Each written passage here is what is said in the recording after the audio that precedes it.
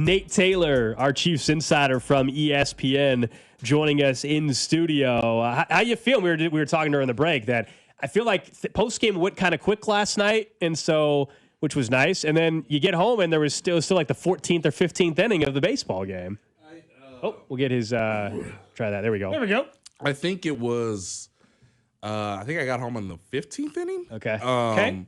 And I had it on the radio. Driving home, and I was just thinking like, okay.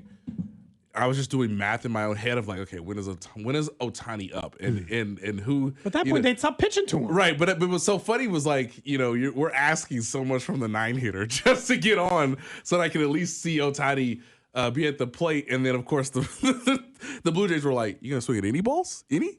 No? Dang it! All right, walk him." Since Barry Bonds got walked with the bases loaded, I've never seen something so like in the moment where you're like, they're done. They're done pitching to the man. And in fairness, they went 10 innings, Nate, without getting beat by Shohei Ohtani. So who's to say it was a bad strategy? It was Freeman got him, but they kept Ohtani from beating him for a while. It was the perfect strategy, and it also made things really awkward for Mookie Betts, who I love as a baseball player, one of my favorite baseball players, but he felt the pressure of because I'm the next guy up and they've been walking Ohtani, the responsibility really falls on me. And so he didn't play well at the plate last night. But again, it's been a very fascinating series. I know a lot of guys in the locker room last night were talking about the game. Of course, Andy Reid's from L.A., so he clearly wants the Dodgers to win. But it's been a great series in terms of okay, how do we get around this guy? And so later today, as they said on the broadcast, you tell me he's pitching? That's what's insane. Normally, the starting pitcher the night before leaves the game early to go get rested. Correct. This guy was playing an 18-inning game. Yeah, and I know all kinds of reports that he was pretty beat, he was tired. Oh, sure. So it should be epic again tonight. More attention on that with not having, of course, any football in action. Real quick, because of the news in the last half hour, what have you heard? There's obviously multiple reports. I don't know if you've since tweeted about it as well. No. But, okay, but Isaiah Pacheco reportedly has an MCL sprain. Some of the official Twitter doctors out there, Jesse Morse and stuff, saying could be, depending on severity, 1 to 4 weeks. If it's a grade 1, grade 2, grade 3, et cetera. We don't know the detail on that. It sounds like we know the play that it occurred on. They did some testing, right? Mm-hmm. Yeah. And he looked thrilled to be coming off the sideline. He looked happy about what happened. And so, again, I'm not a doctor, ladies and gentlemen, but of course that involves, adrenaline and wanting to go out there and finish the game. I think Pacheco's actually started to find a rhythm. I thought the whole running game is finding a rhythm. Correct. So it's a bit of a unfortunate situation where I don't think it's medically reasonable to put him out there against the Buffalo Bills, even though it's a very marquee game before you have the bye week. By 3 weeks by sitting him. Yeah, with having the bye week, I think you should do right by the player. We know the Chiefs have been developing Brashard Smith throughout the course of this season. We know the Bills struggle to tackle people with dynamic ability. So that'd be interesting to see. I know that this might increase some of the trade speculation, but I don't know how much that was going to change even before the deadline at the running back position, because we know the Chiefs have been basically surveying the rest of the league for about a month now when it comes to the running back position. So it's unfortunate because Pacheco, I thought, actually showed better vision. He actually showed a little bit more burst against the Commanders last night. But I don't think it's wise to really play him. He doesn't have to practice this week, really. Take all the precaution necessary, sit him down for a couple weeks. You come back from the bye week, you get another chance to assess how he feels.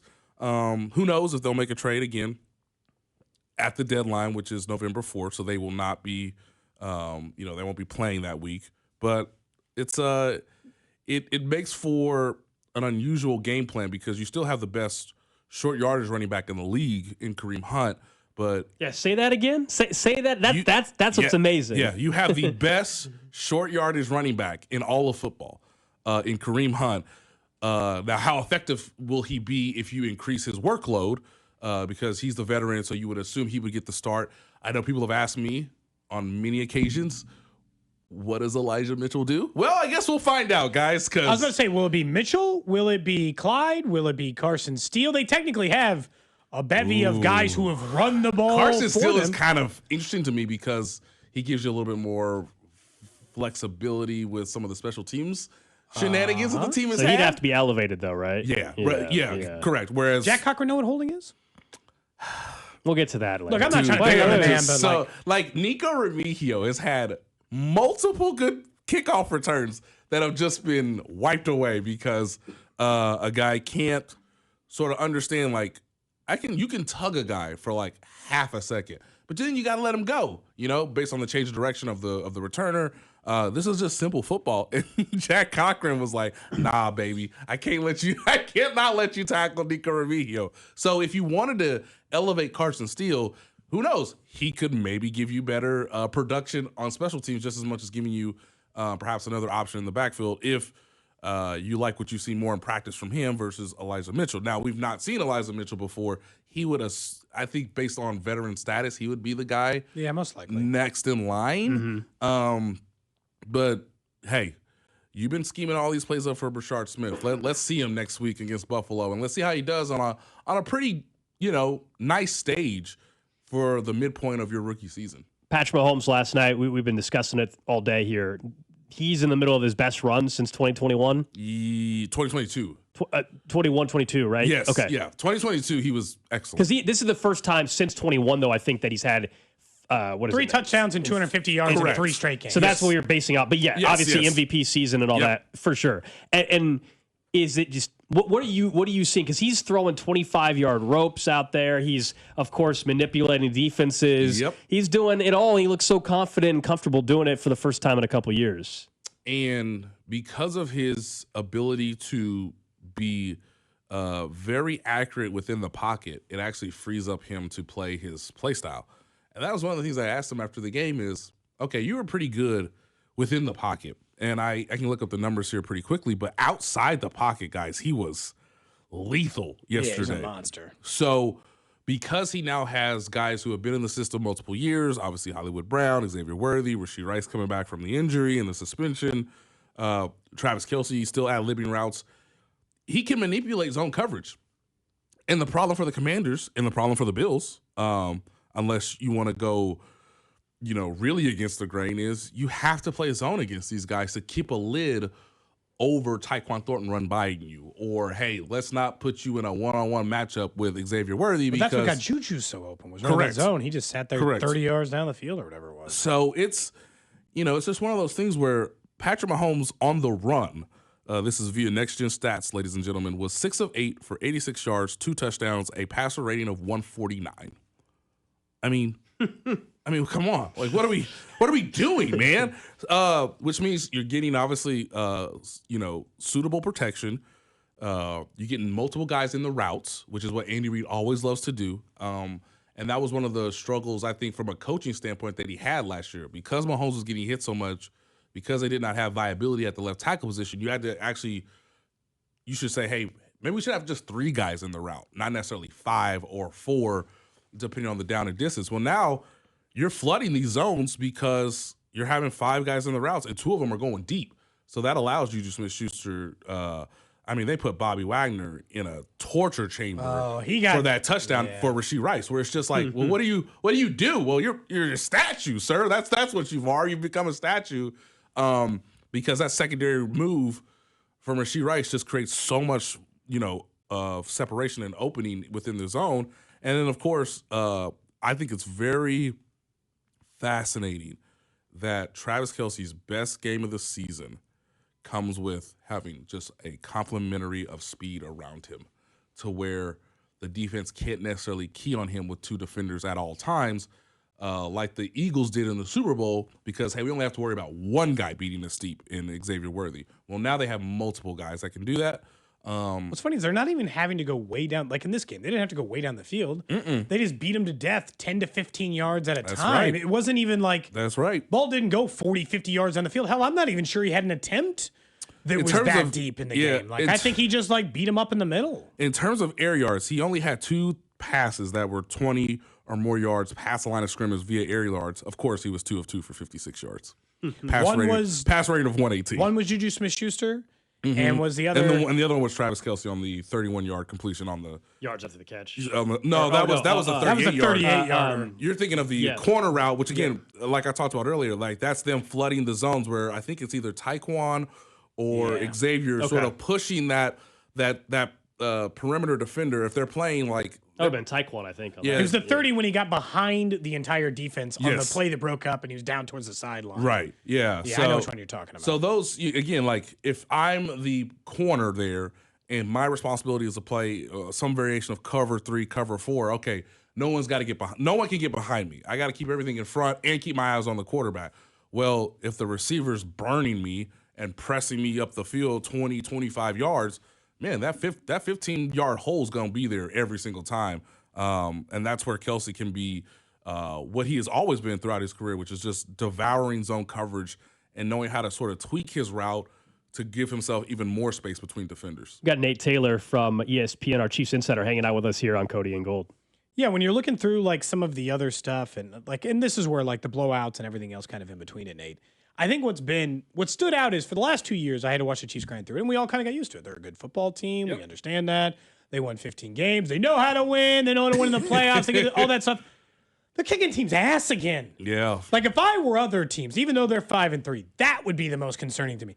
They're not beating teams. They're beating the hell out of teams. They've won by double digits in all 5 of their last wins. They've won by 13 or more in all 5 of their last wins. And if I could just blinky mind erase, like if I could just forget that they did something weird against the Jags that can just be and I can. Honestly, I can separate that game and be like, they were the better team. I know they were a better team. Yeah. They were beating up on them too, and that game got weird and they let it get weird, whatever. Yeah. They are destroying teams. I feel as confident as I have in years going into Buffalo. Right. Versus like lots of times where I'm like, these are even teams. I don't know.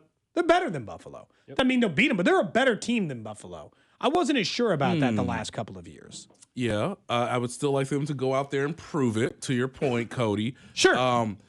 I just want to remind people that what was Trevor Lawrence's best game of the season? It was Monday night against the Kansas City Chiefs. Yeah. That's a fact. So since week 2, when the Chiefs were 0-2, of course, and they did not have Xavier Worthy and Rashee Rice was still suspended, and the defense, I think, was still sort of figuring out its own identity. Since week 2, your quarterback, whoever the opponent is, has to play lights out. Like, that has to happen.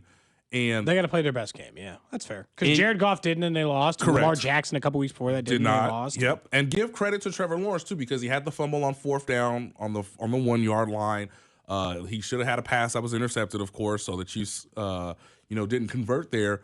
But one of the things that I was interested in seeing about this team, in particular this year, is did they have the killer instinct? Did they have the ability to say, okay, not only are we now in control of the game, but now we're going to squeeze you even more. We're going to really command our dominance to reflect that on the scoreboards. And they have actually done that. And I think that was the last true lesson they learned from that loss in Jacksonville. They were up 14-0. I know. They were controlling that game too. And let that game sort of get back into like this weird back and forth. Of course, we all remember the pick 6 from Mahomes. Since then, when they have gotten a lead, they have pushed, they have extended, the defense is held up on its side. And then they can sit on in the 4th instead of sitting on in the 3rd, which Andy was guilty of a lot of years. Correct. And one of the reasons that you can say they have developed a better killer instinct this season than even last year was Andy finally realizing that he is the best quarterback on the field. He has the best short yard running back in all aggressive? of the league. And you actually have 4 downs to play with. It's not 3. Yeah, I think the stat floated around was that the 10 successful 4th down conversions before this was before the 4th quarter last night. The most through 8 games by any team since at least 2000. Here we go, guys. I love it. Yeah, We've waited years instinct. for this. Yeah, that's the killer instinct. You have the best. You have the most talented quarterback, and he has a full complementary of his skill position players. And again, not that we all knew this was coming or that we knew that this was going to be a part of the offense when the season began, but Kareem Hunt has once again, I think last year it was so representative of what he did in terms of toughness and grittiness and proving to himself that, like, yeah, he could be a redemptive character in their season and trying to go for a 3-peat. Well, now this year, he's actually changed some of his own play style to be like, okay, my role is third down. You hand me the ball on fourth down. I am not going backwards. I'm going forward. Hey, if you need me, Patrick, when you start to do that scramble drill, I can turn into Jerick McKinnon. I can turn into Samaje Perine from last year. You see me get a couple of yards, I got you. Yeah, if you need me to leak out to be an available passing option for you on fourth down against, a team we should beat in the Commanders, hey, I am in the end zone. I'm ready to go. Throw me the ball, touchdown.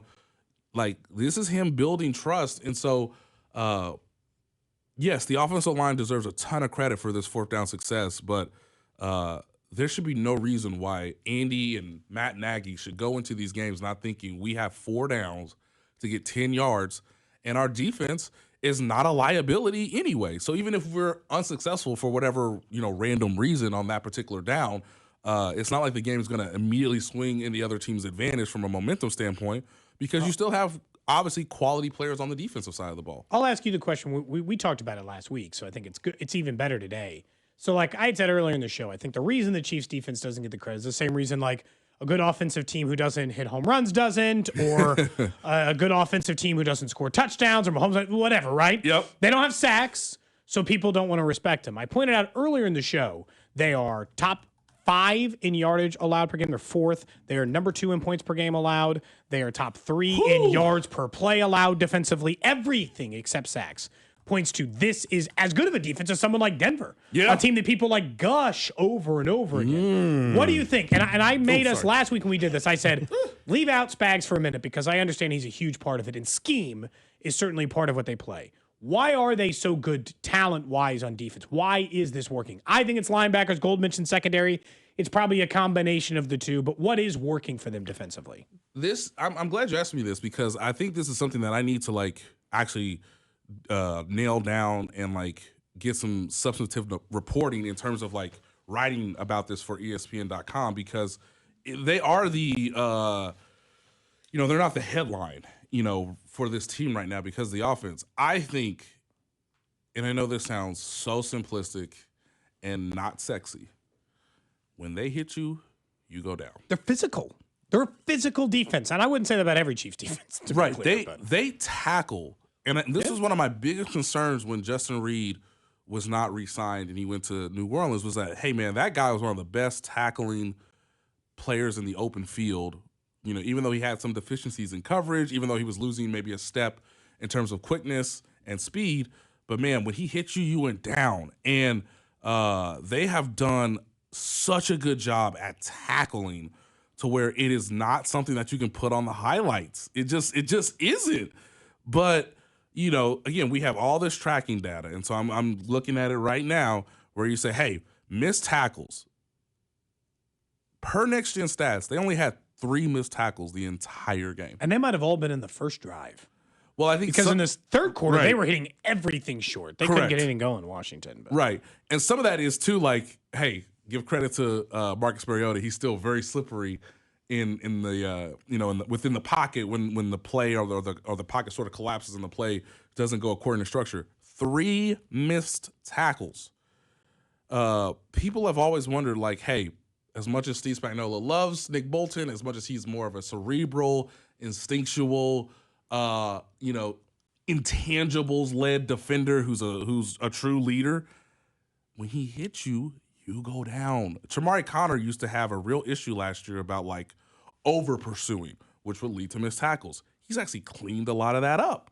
I mean, it's fascinating that, hey, you're not getting anything extra out of us, and you're not breaking tackles and then going for 40, 50 yards. That's been one of the biggest issues with the Bills defense this year, is that they could be structurally sound, but their angles and their tackling ability has not been up to par in recent years. So, yes, it's a great scheme because you're going to This is a very sound defense is what it sounds Yes. like. They can tackle, they can cover. Yes. They're actually 25th lowest in penalties on the defensive side, even though they're a they're penalty not as team. grabby as The maybe sound. they have been in the You past. say L'Jarius Sneed Not just as- physically beating people up at the snap? Is I it- kinda miss is it. I miss it too. Yeah, not quite as grabby there in the secondary. But we have mentioned, and we'll keep an eye on it a week from today, as you know, is the trade deadline. the defensive line, and who's that third guy who can step up to go with Chris Jones, who's obviously had a frustrating season because he's getting double teamed every damn play. Every play, guys. He's so good. Next Gen Stats put it out that, when the rare times where he gets single, one-on-one, he wins at a greater rate than anybody else in football right now, but he doesn't get that often. Karlaftis, of course, got the sack. Mike Dana, though, welcome to the party. Hey! That was a hell of a game for him. Nice interception and a sack. We've been saying for weeks that either Charles Omenihu or Mike Dana, internal options, that's it. I mean, that's kind of it. You agree? I mean, if they have to make a trade. Clark's making it sound like they're gonna. Well, that's why I asked him last night. That was you. Okay, I was like, come on, man. Come on. And I was Clark's like, he likes to be aggressive. And I'm like, okay. Now, so are we do you, sir. Rotational guy, or is there a bigger name? Like, is it going to be a name that people get excited about, or is it going to be, all right, this is a guy that can rotate in? Yeah, Steve Johnson averages 3 sacks a season, or is it Kayvon Thibodeau, It would be nice if they got, like, a legit, like, dude. I don't know how viable that is, because then it becomes, and that's why I wanted to ask Clark, then it becomes an actual ownership question, because, hey, this might take a 3rd-round pick, and that's that's when it gets a little, uncomfortable. They do have an extra pick in next year's draft, correct? Right? Not third. Is it third or 4th? I got to double check here in a minute. I know they got an extra one somewhere. But, hey, you can make it conditional, right? Hey, maybe it's a 4th that elevates to a 3rd. Based on playtime structure, whether the DeAndre Hopkins trade of it all last year was like, well, if we make the Super Bowl, and it's like, okay, but if he doesn't play 50% of the snaps, and it's like, hey, he can't be on the field 50% of the snaps because we might actually make the Super Bowl. He didn't end up because they had to. He missed. He came up just short on a couple of those. Of course, because they were tracking it the whole second half of the season. Hey, take him off the field. Take him off the field. Easy. One of the funny parts about asking Clark is like, hey man, that really does come down to you, because we know Andy Reid, Steve Spagnuolo, Brett Veach, they're all in favor, I should say, of making a trade for a defensive lineman. It might be easier to trade for a running back because that might not take as much and there's compensation. I feel like. Correct. So, yeah, when it comes down to that, it would be nice if they actually got a guy that was, for whatever reason, disgruntled or, not having the best season himself, or needs a change of scenery, or, hey, has not been on a championship caliber team. Maybe a guy that's, in Miami somewhere. All I'm saying is it would be nice if there was someone who you could, convince to come to Kansas City and sort of reestablish themselves in the league. But if it's not a trade, it's going to have to be George Karlaftis, and it's going to have to be, and this is not fair to him, but it's going to have to be Ashton Gelati. Yeah, that's tough as a rookie, but also is what it is. You're the next guy on the roster. Correct. And Karlaftis contributed his rookie year. Correct. Felix didn't. It just depends on the player a lot of times, but I think they wanted to slow walk him more. Correct. And so at this point, they've made it halfway through the season, and he's a part-time player. So if it's time to ratchet it up, this doesn't feel like post-bye doesn't feel like the worst time to ratchet up a defensive lineman. The problem is they don't really have post-bye to figure out where he is as a player. They got a week to make a trade. Right. Yeah. And again, you'll have a little bit more insight following these Sunday's games. But yeah, they're on the phone. They're handling certain things, and I just get the sense that if things fall in their favor, that being the Chiefs, they will be able to make a trade because we've all said this too. Like they're still short at defensive tackle. Like they still only have like 3, maybe 2.5 viable players at defensive tackle, let alone at the edge position as well. Also, we've talked to you before. Christian Wilkins is a name closer to Thanksgiving, maybe to keep an eye on as well. The trade deadline 1 week from today.